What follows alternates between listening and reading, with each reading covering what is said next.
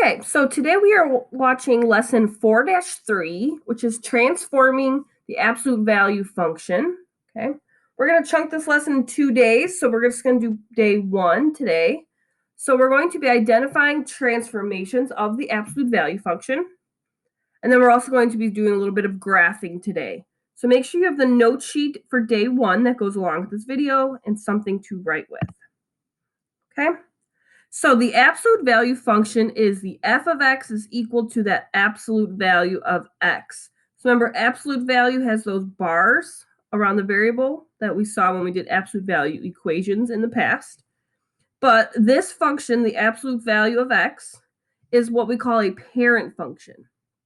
Okay? The parent function is the most basic function of a particular type, meaning it's just x in that function. There's no numbers with it. There's no operations. It's just a plain y equals absolute value of x. Okay, so that's what it means to be a parent function. Now, when we start adding numbers into this and operations like +2, -1, okay, that's when we start changing the placement of this function on the coordinate plane.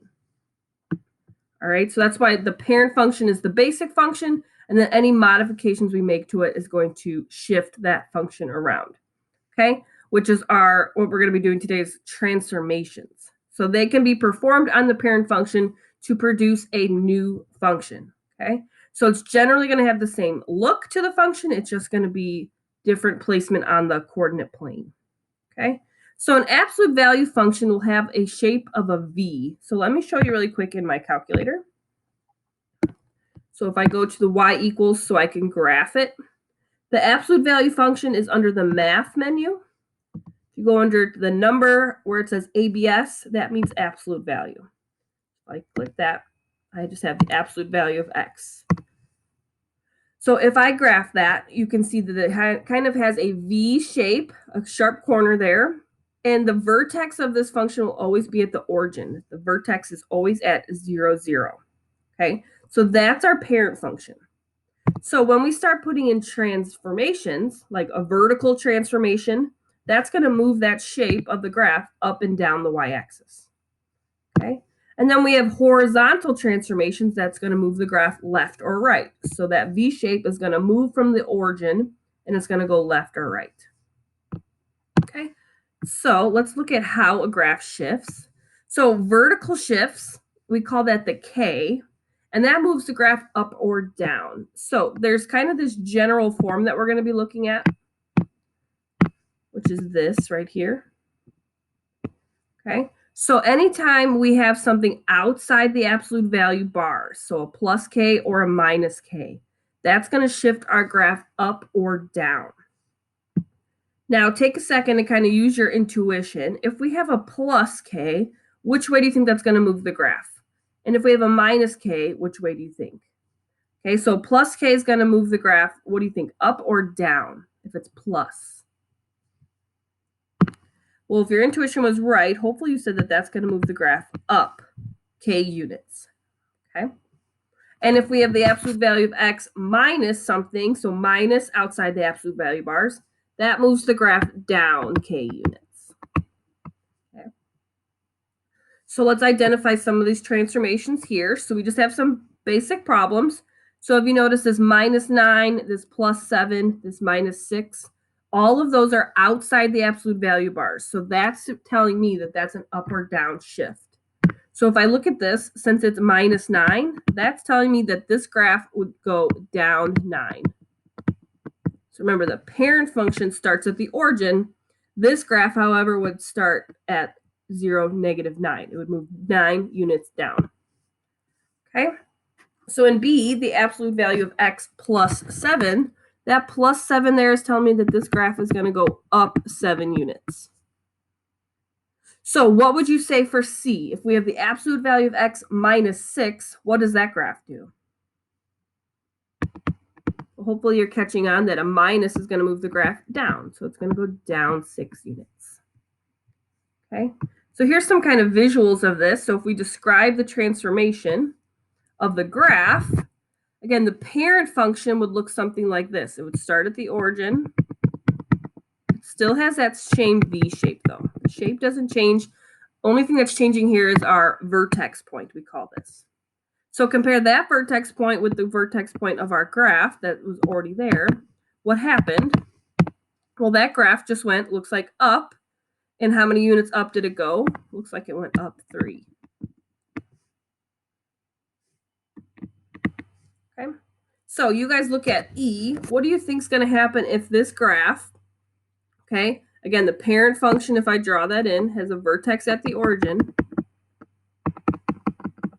So there's my parent function. So compare that with the graph that was here. This one looks like it went which way? Hopefully you said that this graph went down 4 units, okay? So now let's kind of put that together and go backwards here. So we're going to write the function given the transformation. So if we have a function that says it went up 8, okay, how would we write that? So remember, our parent function is this, the absolute value of x. So how would that function change if we went up 8 units? What would it look like? So try to write that function. Okay, if you got it right, you should have had something that looked like this. It's the absolute value of x and then plus 8. Now, if we went down 5 units, how would you write that equation? Give it a try. Okay, if we went down 5, we're going to have the absolute value of x minus 5 on the outside. Okay, so that is how we graph or talk about and graph vertical transformations, graphs that shift up and down the coordinate plane based off of the parent function, absolute value of x. So next what we're going to talk about is the horizontal shift. Okay, so that moves the graph left or right. Okay, and how we tell if the graph is moving left or right is it's a plus or a minus inside the absolute value symbols. So again, our general form that's on the front page looks like this. Okay, so we just learned that the plus or minus on the outside is your vertical shift. That moves our graph up or down. So anytime we have something happening inside the absolute value bars, that's our horizontal shift, which moves us left or right. Now this one we kind of have to go against our gut a little bit. So x minus h is actually going to move the graph to the right. And x plus h moves the graph to the left. So it's a little opposite than what we normally would think. Usually we think minus is left, but we have to switch our kind of thinking here. Minus actually means right, plus means left. So let's look at these couple examples under here. So if I have the absolute value of x minus 9, now that's inside my absolute value bars. So that means our graph is moving left or right. And since it's a minus, that means it's going to go right 9 units. So it's going to go to the right 9. Okay, same thing with B. It's the absolute value of x and then plus a 7. So plus tells me that this graph moves to the left. So this means this graph goes left 7. So you guys try C. If I have the absolute value of x minus 6, which way does that move the graph? Hopefully you said, and you looked at this right here on top in purple, that that's going to go right 6. Okay, so now looking at some pictures of it. Again, the parent function would start at the origin and have that V shape. Okay, so how did this graph shift or transform then? Which way did it go? Well, it looks like it went to the left. So we knew we were left. Well, how many left did it go? Let's count. 1, 2, 3. So it went left 3. So you guys try E then.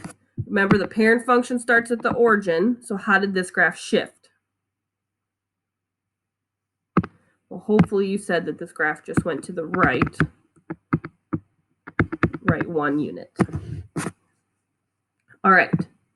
So try these two on the bottom. Same thing. Write the equation given the transformations. This is saying the graph went left 2. So remember, the parent function is this, absolute value of x. So go back to the top of your note sheet if you have to. What does it mean if it goes to the left 2? How would you write that equation? hopefully you said it was x plus 2 inside your absolute value bars. Okay, and then b, if we go to the right 3, how would we write that equation? Give it a try.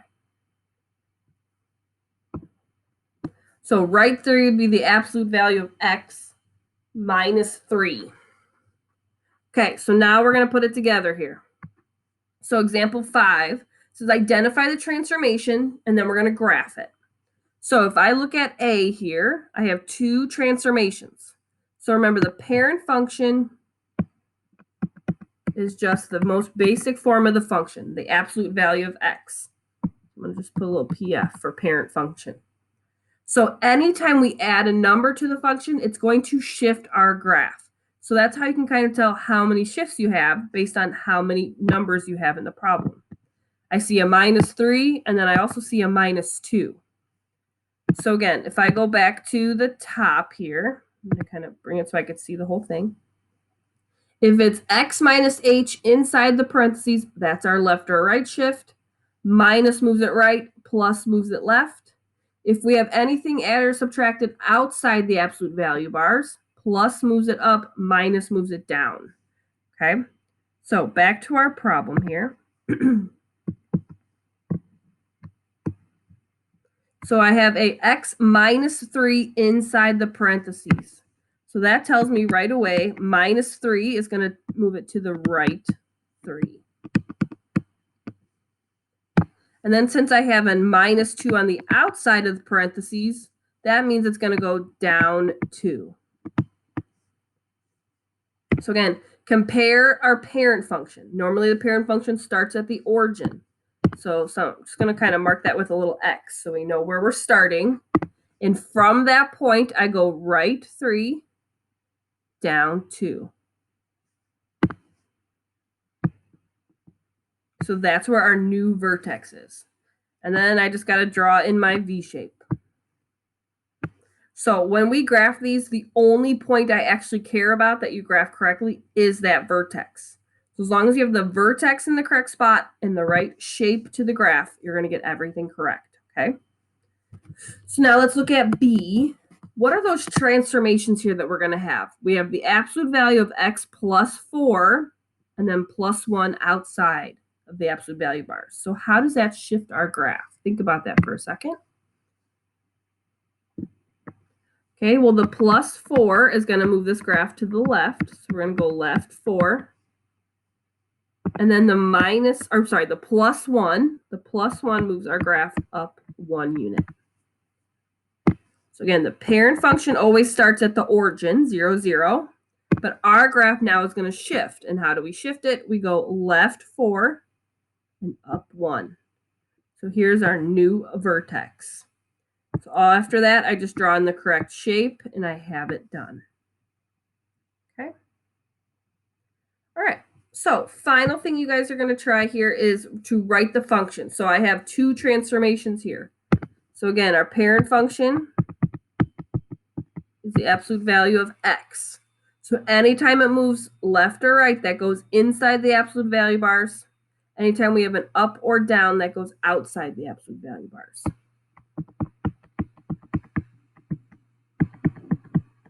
So kind of maybe reiterate that a little bit. Okay, so let's look at left 6 and down 3. So remember, left means that graph has a plus with it. Left means plus. Down 3, down means minus. Okay, so when I put that in together in my function, the left or right goes inside the absolute value bars. So left 6 means we're going to have x plus 6. Down 3 implies that on the outside, we're going to have minus 3. Okay, so that's how we do that. So you guys are going to try B. It says the graph goes right 4 and up 5. So what does that mean for our function? What would it look like if you wrote the function that goes right 4 and up 5?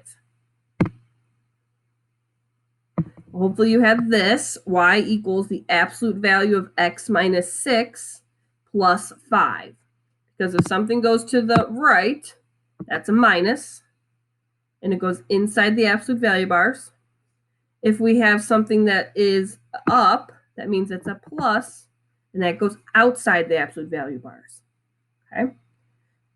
So that is our first part of transformations, just graphing them going left, right, or graphing them going up and down. So again, just to kind of remember, this part here is the general form that we base it off of. Inside the absolute value bars means left or right. Outside means up or down. Okay. So tomorrow when we do transformations, we're going to talk about reflections and stretches and shrinks. So that'll be day 2 that we come back for tomorrow.